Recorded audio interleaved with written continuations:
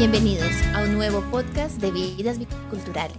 Aquí hablamos de mujeres migrantes con una perspectiva crítica a partir de nuestras vivencias, la teoría y el contexto. Somos Gabriela Llerena y Mónica Tirado y les damos la bienvenida a nuestro nuevo episodio. También los invitamos a que nos sigan en Instagram en nuestra cuenta @Vidas Biculturales y mi cuenta personal es @Gabriela Yeki. Y la mía es @Mónica Tir. Eso, los invitamos a que nos sigan por ahí, nos dejen sus preguntas, sus comentarios y también a que se suscriban en la aplicación de podcast que ustedes escuchen esto o en YouTube, porque también lo pueden ahora oír por YouTube. Bueno, bienvenidos entonces. Moni, ¿cómo te va? Muy bien, Gaby, feliz de estar aquí hoy contigo con este súper tema de hoy. Y bueno, es un tema que nos llega al corazón y queremos compartirlo con todos ustedes, y es nuestro encuentro con el feminismo y su entendimiento al estar atravesadas por la migración. Exacto. Ese es nuestro tema de hoy. Es un tema muy, muy extenso, pero muy importante para nuestra vida, porque para nosotras nos significó un antes y un después del entendimiento profundo realmente, porque ya les vamos a ir contando nuestra evolución con el feminismo. Está presente desde siempre, pero pues con entendimiento no hace mucho. El día de hoy tenemos una invitada muy especial. Es Catalina Vargas. Ella es la directora de Care Colombia. Tiene una visión del feminismo y nos va a contar un poco de su experiencia migratoria y de su visión. La vamos a escuchar en el transcurso del capítulo, como siempre, con las invitadas.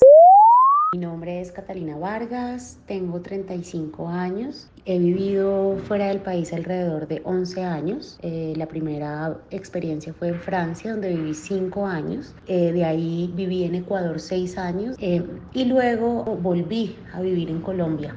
Incluso volver a mi país ha sido como volver a otro país. Y creo que la migración y la expatriación ha sido algo que cambió completamente mi vida, mi percepción del mundo. Primero desde una lógica personal y de empoderamiento, de sentirme capaz de poder agenciar mi vida, mis decisiones, de volver a empezar de nuevo, porque es un sentimiento de una nueva vida. El segundo, un cambio de percepción geopolítico y de cómo después de haber viajado y bueno, no solamente he vivido en países, pero por mi trabajo he tenido la oportunidad de viajar alrededor del mundo y definitivamente tener una percepción diferente de la relación entre los países del sur y los países del norte. Siempre se ha tenido la percepción de que el extranjero es mejor. El hecho de haber vivido en Francia, haber vivido en Ecuador, hace relativizar mucho ese pensamiento colonial y de vernos a todos como humanos y no en una escala social o económica por venir de un país o del otro.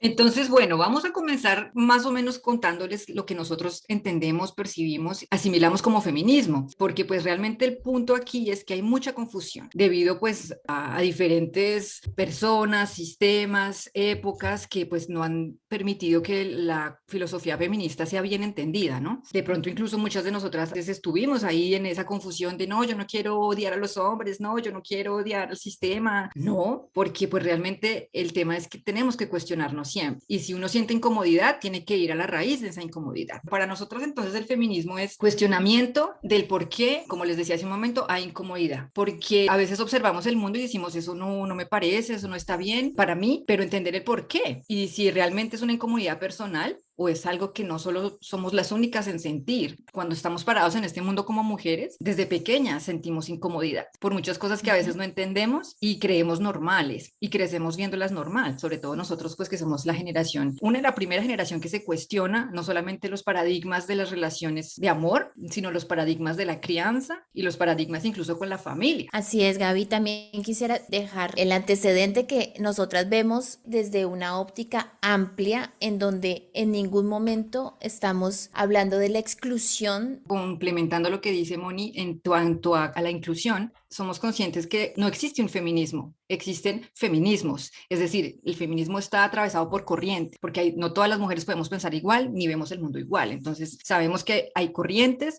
donde hay unas que son un poco más excluyentes, con las cuales nosotros no estamos de acuerdo en muchos aspectos, como aquellas que excluyen a los hombres de su totalidad, aquellos que excluyen a las madres también, aquellos que excluyen a las mujeres trans. Nosotros no somos parte de esos feminismos, o a los niños, exacto, porque pues para nosotros los feminismos que excluyen contribuyen a la continuación del sistema patriarcal y nosotros incluimos, aún concebiendo que los hombres como tal no pueden ser parte en el sentido estricto del feminismo, sino aliados, y hoy en día nosotros somos parte de la cuarta ola del feminismo desde el año 2012, estamos en la cuarta ola feminista y aquí la transversalidad de la multiplicidad de personas es lo que cuenta. Es decir, aquí tenemos a los trans, tenemos a los niños, tenemos multipluralidad integrada. Pero bueno, vamos con la Perfecto. primera parte, Moni. Cuéntanos cómo es. Pues entonces, a ver, ¿en qué momentos de tu infancia, adolescencia o adultez, Gaby, tú recuerdas que sentiste esta discriminación o este trato diferente entre hombres y mujeres o bueno, o hacia ti directamente? En mi hogar como tal, yo tuve la fortuna, entre comillas, de que mi madre fue una mujer muy empoderada gracias a que siempre tuvo trabajo remunerado. También trabajaba sin remuneración, es decir, los trabajos de lo cuidado del hogar los hacía mi madre,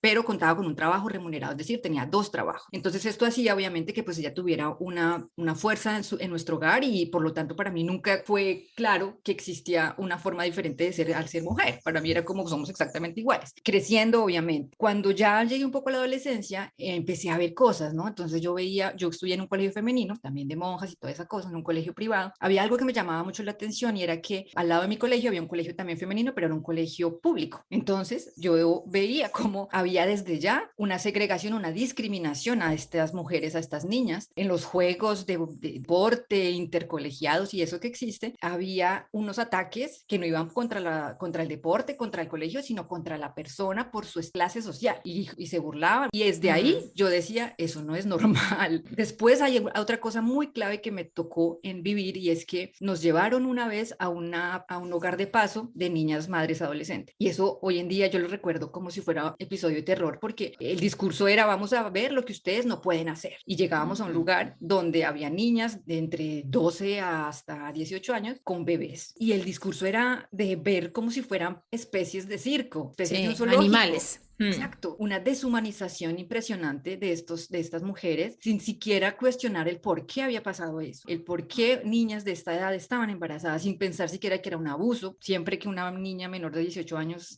termina embarazada es víctima de abuso, así haya dicho que sí quería. Entonces, todo ese tipo de cosas me cuestionaban del por qué esa diferenciación, ¿no? Sobre todo la clase social en un principio. Ya posterior en la universidad, primeras dificultades y realmente aterrizaje sobre la diferencia entre mujer y hombre, porque como les cuento, pues yo en mi colegio y demás vivía en una especie de burbuja, sin embargo siempre observaba estas diferencias de clases y en la universidad cuando empecé a tener novio, pues Mm. porque los comportamientos de los hombres, para mí o sea, yo tenía los mismos derechos y teníamos que actuar prácticamente igual, pero yo veía que habían situaciones de abuso que en un principio pues yo decía, este muchacho tan raro, ¿por qué se comportará así? No comprendía, pero cuando eran reiterativos y cuando empieza a atacarte la autoestima, cuando te dejan plantado, cuando hay manipulación, incluso cuando hay acoso sexual, porque muchas veces uno ni siquiera, pues obviamente está abriéndose al mundo sexual y etcétera, y eso yo no lo entendía, pero me dejaba llevar porque creía que era lo que tenía que pasar y porque pues la normalización, ¿no? De pues tiene que ser así. Las relaciones sexoafectivas fueron mi principal muestra de las diferencias entre hombres y mujeres. Y bueno, y por último, una rápida,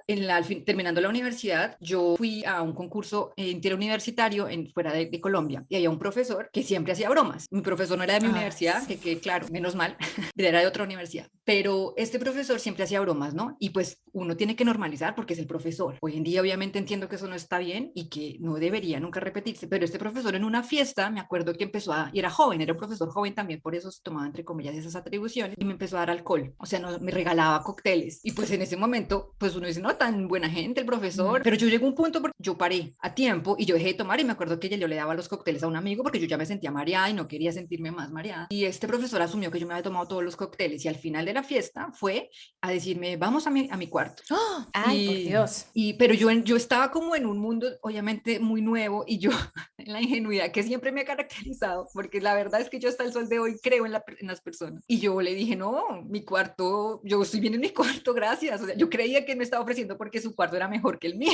Y él me dijo, Mm. no, no, pero ven, porque mira todo lo que ya nos hemos tomado. Bueno, en fin, el caso es que afortunadamente había otros profesores cerca y claro, empezaron a observar como este acoso y uno se acercó y bueno, también porque yo pues nunca vi entre comillas el peligro y no pasó nada, pero porque no tomé más también. Entonces, Sí. bueno, pequeñas cosas, realmente saqué unas muy pocas de las muchas que hemos tenido que vivir. Esas son de las cosas que yo di aquí, esto no es normal y es porque soy mujer. ¿Y tú, Moni? Sí. Bueno, eso comienza desde muy pequeñita, que yo también estudié toda mi primaria en colegio religioso. No entendía por qué en mi pensamiento de niña no habían mujeres curas o sacerdotisas o sacerdotes mujeres. Las respuestas nunca me convencían. Y también cuando entonces uno empieza en esta educación religiosa que le empiezan a decir a uno con todos estos primeros libros de la Biblia, en donde ponen a la mujer como el pecado, la culpable del pecado. Eso no me terminaba de convencer. Yo crecí pensando que era cierto hasta Claro, que ya y después yo me me acuerdo explicaron. algo que decían, los dolores de parto se lo merecen. Que decían, esta es el castigo a la mujer por haberle dado al hombre la manzana prohibida. Qué terrible. Entonces tendrás dolores de menstruación, sangrarás por tu vagina y tu parto dolerá. Yo decía, wow. Qué fuerte, pero imagínense una niña de 8 años tratando de analizar todo eso en un contexto completamente diferente al de hoy. Era cortocircuito en mi cabeza, pero yo no lo podía exteriorizar tampoco, pues porque si no estaba yendo en contra de lo que me estaban diciendo, entonces yo trataba de quedarme callada. Y bueno, pasé a un colegio mixto, conocí acoso, conocí chicas que quedaban embarazadas durante la etapa escolar. O sea, habían historias así del mismo colegio y el chico continuaba a estudiar y la chica le tocaba irse y pues no seguía sus estudios y muchas veces no los retomaba. Eso fue todo como lo que yo pude ver en el colegio. Y cuando entré a estudiar filosofía, otra vez vuelve, como Pero es que decimos la filosofía está coloquialmente, inspirada en hombres eurocéntricos y blancos, o sea, igual completamente. la filosofía es de lo más machista que existe. Hoy en día existen mujeres filósofas maravillosas que están escribiendo un montón y que nos abren los ojos, pero la filosofía es súper machista. Es súper machista y yo decía, no, pero vuelve la burra al trigo, entonces como con Eva, aquí vuelven otra vez las mujeres a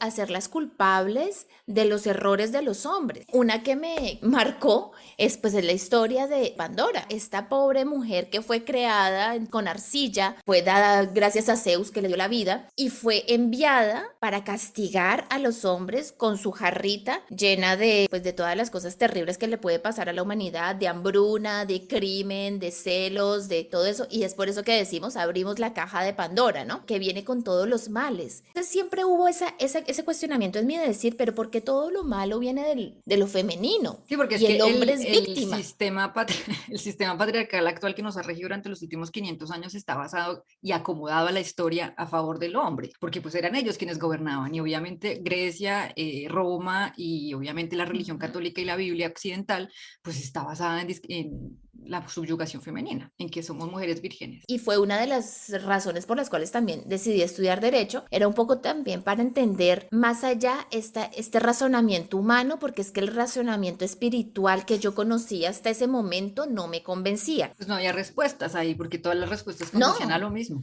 Y la otra cosa que me llevó también a esta parte del feminismo es que yo siempre, y de estudiar Igual Derecho, es que ahí nosotros no éramos feministas ni conscientes no, del feminismo. no. Eso estamos hablando de la inconsciencia del feminismo, sino de la conciencia de Estamos la hablando. discriminación. Y también es esta parte de mí que tenía una empatía muy fuerte hacia los grupos minoritarios. Yo no entendía por qué tanta discriminación hacia los homosexuales, hacia el grupo de los indígenas también, pues porque yo viví mucho tiempo en Cali, veía una cantidad de cosas que yo decía, bueno, esto no está Racismo, porque bien. América Latina está plagada de racismo inconsciente e invisible. Hoy en día O sea, se está hablando, pero somos racistas. y para decir, meter en contexto, Cali es una ciudad en donde el 80% de la población es afrodescendiente, son afrocolombianos. Está pegado a otro departamento donde hay una fuerte población indígena. Sí. O sea, yo lo tenía todo ahí y este pequeño grupo Blanco. blanco, sí, y Blanco tenía privilegiado además, ¿no? Porque pues no todos los blancos además. son privilegiados. Entonces, bueno, ahí fue todo como mi contexto de cuestionamiento y ver la discriminación.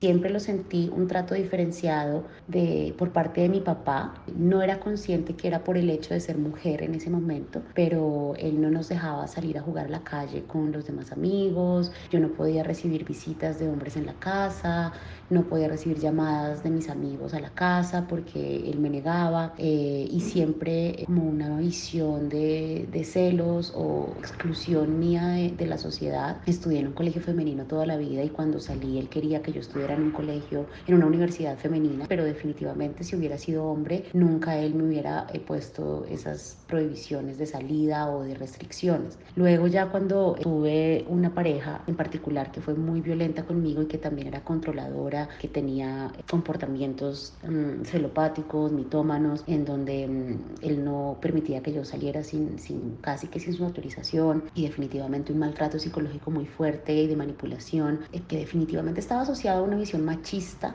Tampoco en ese momento yo era consciente, a pesar de que en el fondo sabía que no estaba bien, y en ambos casos lo que busqué fue salir. En el caso de mi papá, me fui de la casa a los 18 años porque justamente no estaba de acuerdo con su posición. Finalmente terminé la relación con esta persona, pero definitivamente la vida estuvo marcada por hechos relacionados con actos machistas que estaban socialmente aceptados y que estaban normalizados. Y creo que esa es la diferencia, la normalización de los actos machistas, en donde no tenía ninguna conciencia de que eso no estaba bien.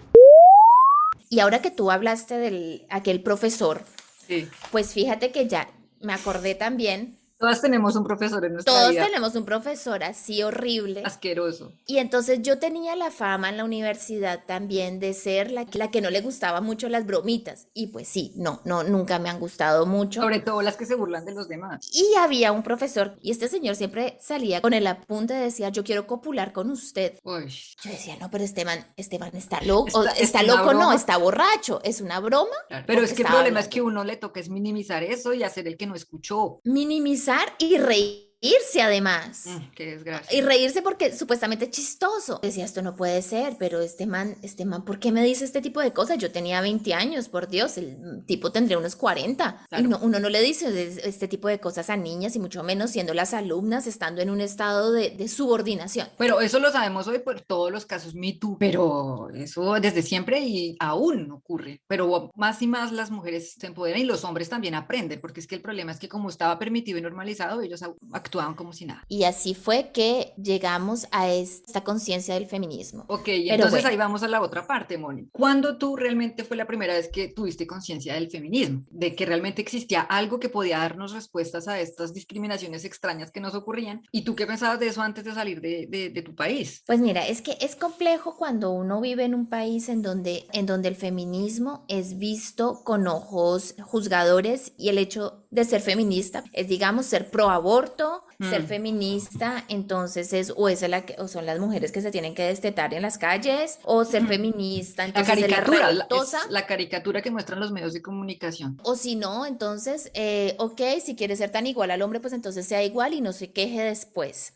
Todas estas cosas para mí hacían parte del feminismo antes de entenderlo realmente. Entonces yo creo que yo lo vine a entender cuando salí del país. Estuve en un grupo que son los migrantes, entonces en un grupo pequeño. En un grupo discriminado, En donde fui más allá para tener un entendimiento más global del feminismo y de muchos otros aspectos. Y ahí fue donde comencé a interesarme realmente para qué sirve, y que si yo no quiero abortar, yo como persona individual, el feminismo no me va a obligar. No.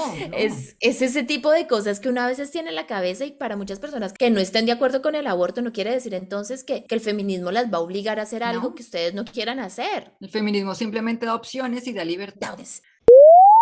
¿Cuál fue el primer momento en el que tuve conciencia sobre el feminismo? Fue después de salir de mi país, y eso ocurrió en Francia, cuando empecé a entrar un poco más en el mundo de la academia. Empecé a conocer otras personas que tenían mucha más conciencia sobre esta corriente, y ahí entonces empecé a integrar mucho más de qué se trataba y qué quería el feminismo. Entonces parecía muy legítimo poder trabajar en los derechos de las mujeres. Tenía ciertas dudas con respecto a yo misma identificarme como feminista, porque en ese momento, y creo que aún todavía, hay una connotación negativa que está basada en la ignorancia de lo que significa el feminismo, y que cataloga a aquellas mujeres que nos identificamos como feministas como extremistas o como opuestas a lo que debería ser el rol de la mujer, que es un rol mucho más sumiso, un rol más conciliador, un rol neutral donde no se evidencia. Entonces lo asimilé, o me empecé a identificar como feminista años después, cuando me volví a mudar de país. Además, por mi carrera profesional que está enfocada justamente en la defensa de los derechos de las mujeres, tuve mucho más conciencia de lo que significaba catalogarme como feminista y defender los derechos de las mujeres sin importar y más bien buscando contribuir a cambiar el estereotipo de lo que es una mujer feminista y que tiene que ver con transformar estructuras, que tiene que ver con transformar formas de relacionamiento y que es mucho más profundo de lo que pensamos porque rompe con formas y estilos educativos, rompe con los ideales del amor, rompe con lo que se concibe que está bien y está mal. En participar de esa transformación estructural me empoderó para sentirme feminista y no solo sentirme feminista, pero también hacerlo y empezar a contribuir en ese cambio del pensamiento, primero en mi entorno cercano y en un entorno profesional también. Me considero totalmente feminista y considero que gracias al feminismo puedo ejercer libertad de mis decisiones, tengo el empoderamiento que me permite estar hoy aquí y agradezco mucho a la lucha de todas las mujeres que lo han hecho antes de mí y me comprometo con seguirlo haciendo para abrir el camino de las nuevas mujeres, sobre todo porque hay también un feminismo extremista en la dialéctica de ese feminismo ortodoxo, lo puedo denominar yo, incluso excluye el diálogo con los hombres o la transformación con los hombres e incluso excluye también otras formas de empoderamiento como la maternidad o otros ámbitos que desde ese punto de vista extremo se catalogan como contrarios al feminismo. Y desde mi punto de vista, ser feminista es poder tener la libertad y la conciencia plena del ejercicio de mis derechos y de mis propias decisiones. Y eso es lo que sigo posicionando desde mi lugar. Tú, Gaby, cuéntanos tú. 3 momentos. Bueno, primera vez que yo escuché la palabra feminismo un poco más allá en la universidad, terminando la carrera, yo tomé una electiva que se llamaba feminismo. Y dije, oh, ¿qué es esto tan extraño? Obviamente no había un entendimiento. Se estudiaba el libro pues, principal de Simone de Beauvoir, el libro del segundo sexo, y El lo segundo sexo. analizábamos y todo eso, pero pues era como una señora por allá blanca europea que está hablando, explicándonos qué es ser mujer. Y pues obviamente uno dice, ok, interesante, pero yo cómo aplico esto en la vida. Era una desconexión, no tenía una claridad, pero decía, existe esta teoría social, me gustaría saber más, pero como no le hallaba el contexto y la conexión, pues no indagué mucho. Llegué a Francia y claro, una de las primeras cosas interesantes y que yo le he hablado con muchas amigas latinoamericanas es que cuando uno llega hay un fenómeno, yo lo llamo así, el fenómeno de la latina fea, porque cuando uno llega a Europa, que lo dejan de mirar en las calles, porque lo dejan de morbosear en las calles, lo dejan de gritar cosas desagradables y lo dejan de mirar, porque aquí existe otra forma de relacionarse entre hombres y mujeres. Y eso es súper interesante y incluso chocante para muchas personas. Para los hombres latinos que llegan acá y se dan cuenta que aquí no pueden llegar a morbosear y a mirar y a hacer sentir incómoda a la mujer, ¿qué pasa? Y en el mismo sentido, la mujer pues dice, wow, ¿qué pasa? Yo estoy con minifalda y escote, ¿qué pasó? ¿Dónde está el silbido? No hay, porque hay un respeto distinto. Entonces ahí fue como la primera cosa interesante, en el lado entre comillas positivo. Obviamente de todas formas en ese momento yo no tenía tampoco una claridad, duré tiempo en entender y en salirme del paradigma de estigmatización. O sea, yo sabía que existía, pero no era capaz de asumirlo. Uno, desconocimiento, principalmente, y pues porque aún estaba muy impregnado esa satanización, todo lo que existe en torno al feminismo, que pues hoy en día sabemos perfectamente que es falso y que son mitos. Y la concientización real, pues obviamente también me llegó mucho con la maternidad, al tener el encuentro con el muro invisible más grande que yo me he estrellado en mi vida, el muro invisible de la opresión del capitalismo y el mercado del trabajo hacia la vida misma. Es decir, todo está por encima de la vida.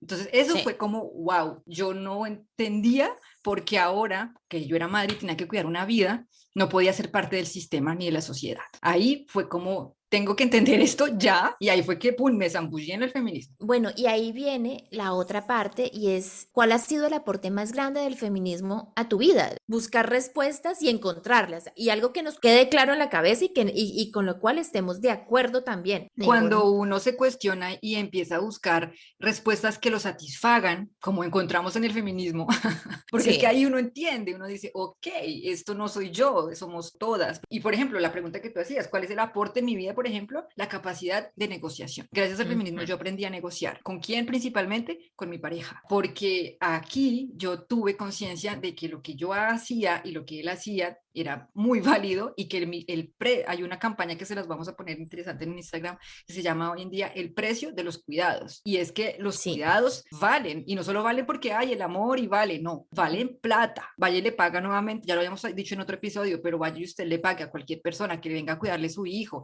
que venga a limpiarle su casa, eso cuesta dinero, pero como somos las mujeres que hemos estado siempre invisibilizando y aceptando por amor cuidados gratis, no entendemos que tenemos un poder de negociar y de exigir que nosotros estamos aportando también a esa sociedad que es un matrimonio o una vida en pareja con familia. Amor o represión social también. Para muchas mujeres también no simplemente es el amor, sobre todo hacia los hijos. Uno puede tener ese amor, porque como ya sabemos, el amor hacia la pareja cambia, pero seguimos en esta inercia de cuidado hacia la pareja. De pronto también hay una parte social ahí, por esta presión social que nos dice, si usted comparte su vida con otra persona, estás ahí para cuidarlo, amarlo y respetarlo hasta que la muerte los separe. A ver, María, no, es que es una sentencia de muerte lo que dice ese cura. O sea, es muy difícil. Obviamente que es recíproco, pero socialmente es como más fuerte hacia la mujer. Eso es lo que yo veía también. No, o sea, vaya usted cómo se ve socialmente a una mujer que está cansada de su vida en pareja por lo que sea y se va y es el papá que cuida a los hijos. Sí, ¿Cómo se ve terrible. esa mujer? Entonces, Mala madre, desnaturalizada. Hoy en día estamos poco a poco abriendo esa ventana y esa, como decías tú, la caja de Pandora. La mujer también quiere escapar, quiere huir de su realidad y es normal.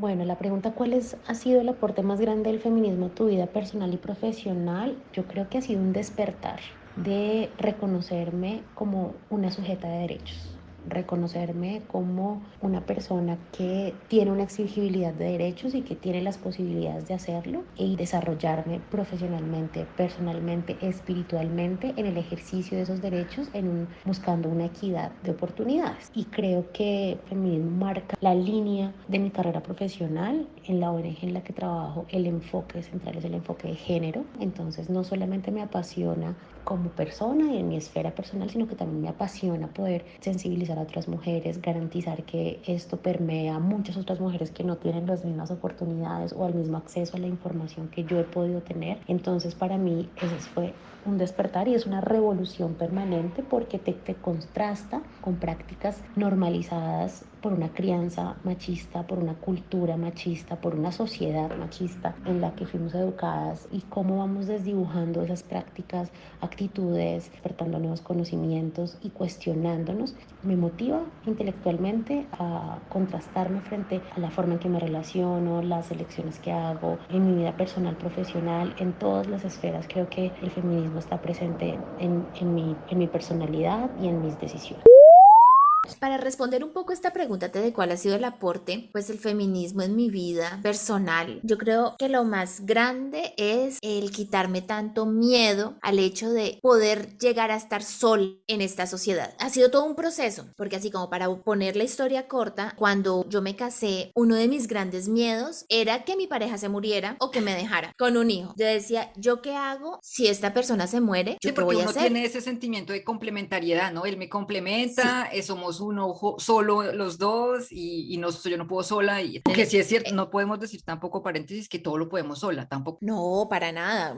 Pero bueno, pero ese miedo, ¿no? Ese miedo, entonces cuando comencé a indagar sobre el feminismo y este empoderamiento de las mujeres y bueno, y llegó toda esta nueva ola que va a la par también con el nacimiento de una nueva generación de niños en los cuales están nuestros hijos. Entonces eso me dio fuerza y decir, si es posible, yo sí podría sobrevivir en este mundo estando sola con todas las dificultades que habrán si esto llegara a pasar, pero eso me dio como que me engrandeció. Yo no necesito estar acompañada para poder hacer algo y poderle brindar un buen futuro a mi hija en ese momento, y saber también que yo no estoy luchando sola tampoco, que esto no es una lucha invisible y solitaria, al contrario, te tiene que hacer ver y que somos muchas. Somos muchas.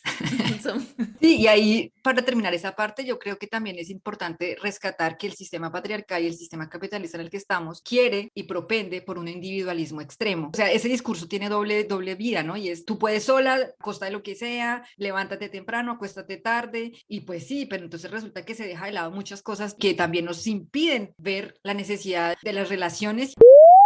Creo que el reto principal del feminismo es el transformar la estructura de una sociedad patriarcal a nivel global, justamente de vincular en esa transformación no solo a las mujeres, sino también a los hombres, porque si bien la lucha es de las mujeres, la transformación debe vincular a un cambio de pensamiento y de acción en los hombres. Caso contrario, no lo vamos a lograr, esa equidad de oportunidades que buscamos y esa equidad de acceso que todavía no tenemos. Los retos van más allá del logro del ejercicio de los derechos, que obviamente es el nivel más importante, pero que todavía no estamos ahí. Es garantizar que las mujeres conozcan cuáles son sus derechos, tengan el respaldo de poder hacer un ejercicio de esos derechos, pero que también haya una estructura, no solamente familiar, pero también una estructura de Estado que respalde ese acceso a los derechos, porque yo puedo saber que tengo derechos y puedo querer ejercerlos, pero si cuando voy al sistema a tratar de hacerlo tengo barreras, pues ahí se acaba mi ejercicio, mi libertad del ejercicio. Entonces creo que el reto más grande es transformar esa estructura, porque está anclada y obviamente tiene unas raíces muy profundas que hacen que la sociedad de hoy funcione con esos patrones. Esa transformación de estructuras es la que puede tomar más tiempo y es definitivamente la que va a tener más impacto en el momento en que eso llegue a ocurrir.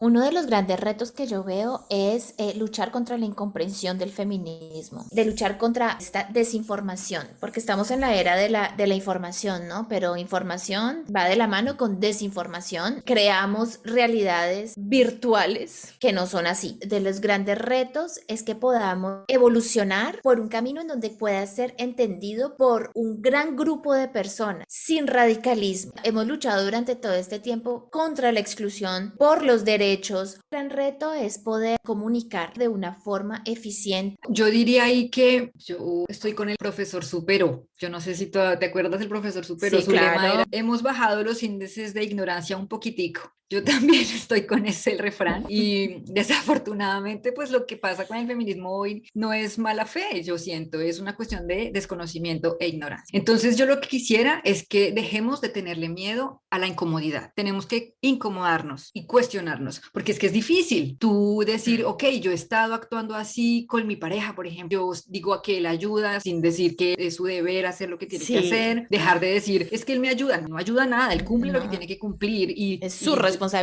Él y me le ayuda con los falta. niños. Lo mínimo que pueda hacer es cumplir. Eso por un lado. Incomodarse con la observación de la relación con tus amigos hombres. Esto es algo fuerte porque nuestros amigos hombres pues también fueron criados, socializados en el sistema machista, sobre todo los latinoamericanos obviamente, porque pues nosotras tenemos una ventaja y es que contrastamos desde estos dos sistemas, sin decir que en el sistema europeo estamos totalmente fuera de machismo, porque hay mucho clasismo, mucho racismo, mucha discriminación y todo eso hace parte del sistema patriarcal. Entonces no le tengamos miedo a la incomodidad, cuestionemos nuestra vida, cuestionemos nuestro presente, nuestra comunicación con nuestra pareja, si es de igual a igual, así usted no trabaje. Hay calculadoras, yo el otro día se lo decía a mis amigas, hagan el cálculo de lo que ustedes hacen en la casa. Existe una calculadora que la OIT, la Organización Internacional del Trabajo, pone a disposición de todo el mundo para que usted ponga ahí sus actividades diarias, recoger a los niños del colegio, llevarlos, hacer la comida, limpiar, gerenciar las citas pediátricas, etcétera. Todo eso tiene un precio. Vale, Tiempo, así como el sistema capitalista dice tu tiempo es oro, pues sí señor, tu tiempo es plata, y las mujeres también están dejando de lado avanzar en su carrera profesional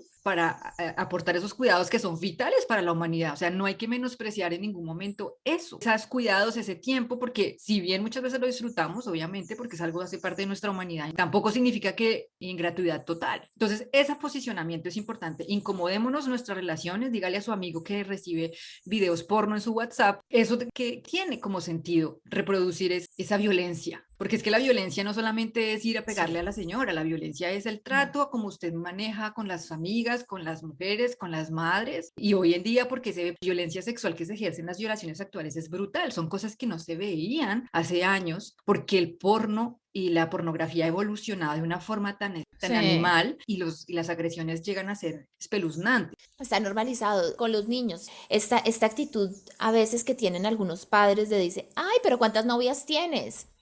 Ay, vaya y le da un beso a la una y después vas y le das un beso a la otra. Uy, no, el tumba locas. Todo este tipo de comportamientos en donde minimiza a la mujer, se sexualizan los niños. O sea, eso de que no esto es lo que debemos evitar. Siendo nosotros los padres y adultos, evitemos este tipo de comportamientos que queremos erradicar de la sociedad. Que esa es la base. Y esto no lo vamos a hacer hoy, sino cada uno empieza en su casa. Pero la idea es que esto llegue a ser un modelo de sociedad también, en donde el hombre hombre tenga no hay cambio. respeto. Exacto, donde el hombre y la mujer sean conscientes de que cada palabra que se dice en la infancia y en la adolescencia tiene una repercusión.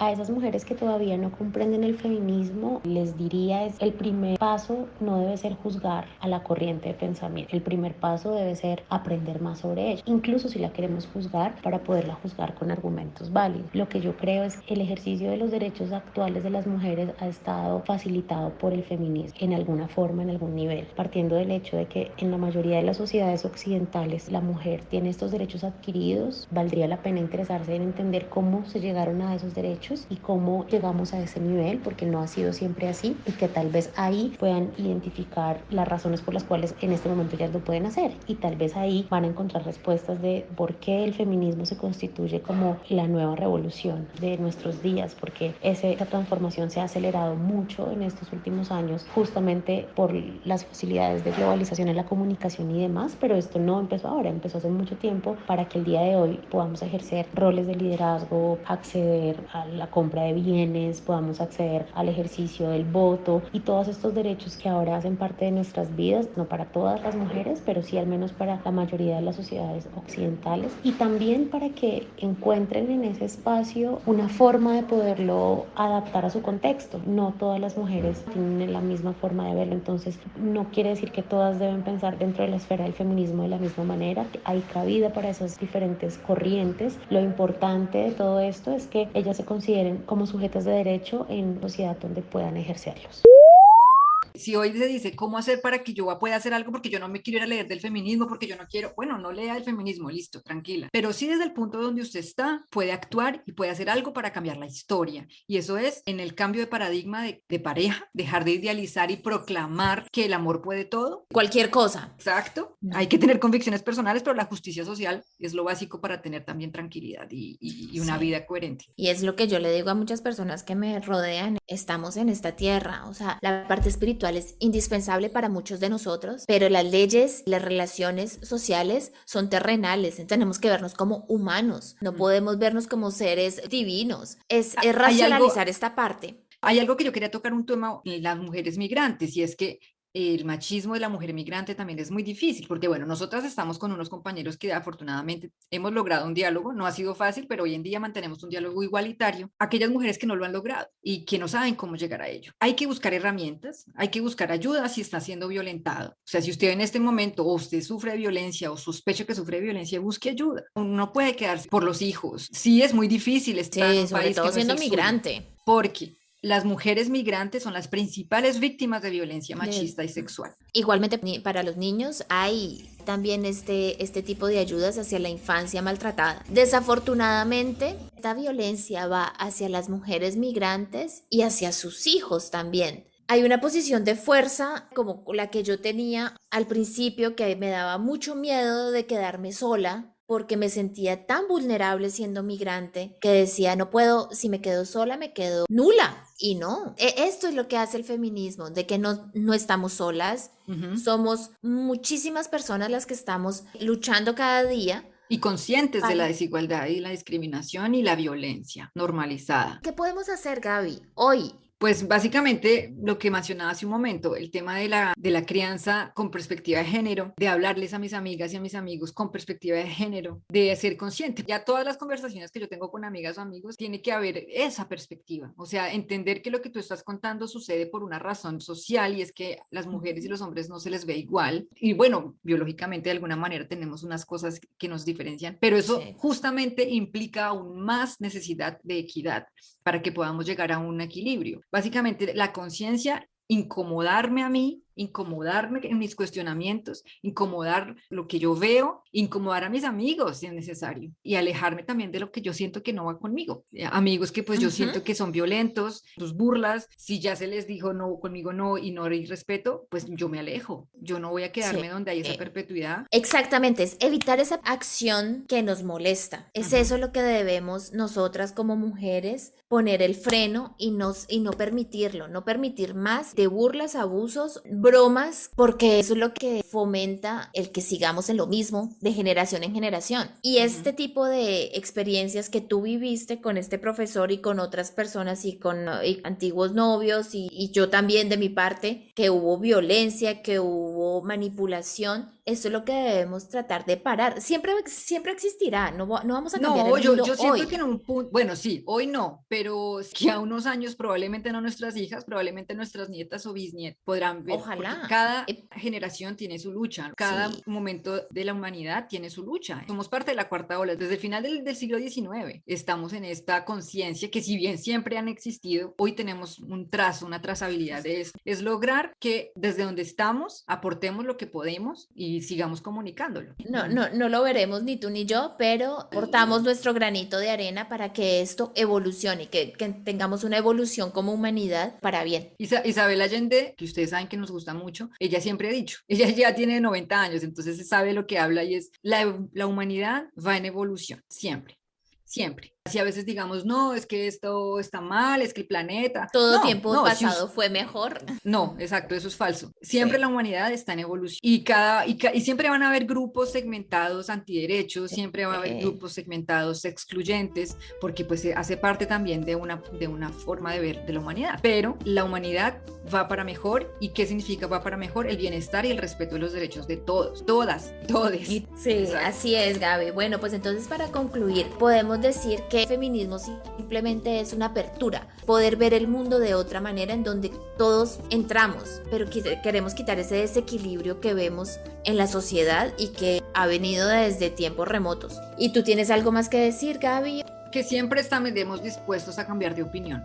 Lo que siempre tiene que tener claro es que cambiar de opinión es lo único permitido eternamente y tenemos que estar siempre abiertos a eso. Bueno, Gaby, muchísimas gracias. Les agradecemos muchísimo por hoy estar aquí. Nos quedamos cortas porque este tema es tan extenso, tan maravilloso, tan espectacular, tan hermoso, tan iluminado. Sí. Pero esperamos que algo haya servido y aquí seguiremos listas para lo que queramos seguir aprendiendo. Bueno, nos escuchamos en el próximo capítulo. Habrá muchas sorpresas, tenemos invitados, tenemos colaboraciones. Sí, señora. Un beso a todos y los dejamos con esta canción tan bonita. Juntas somos más fuertes. Adiós. Así es, chao.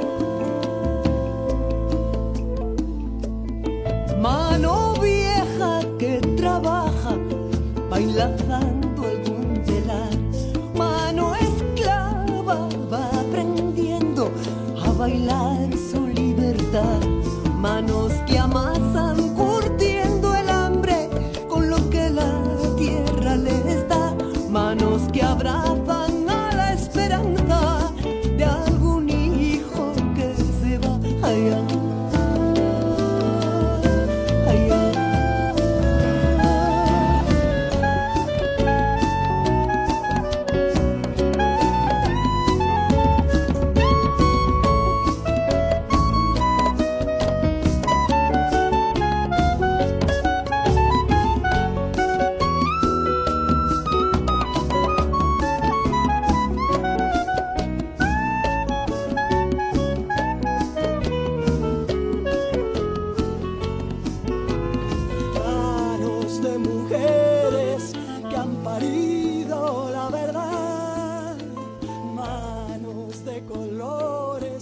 Aplaudiendo.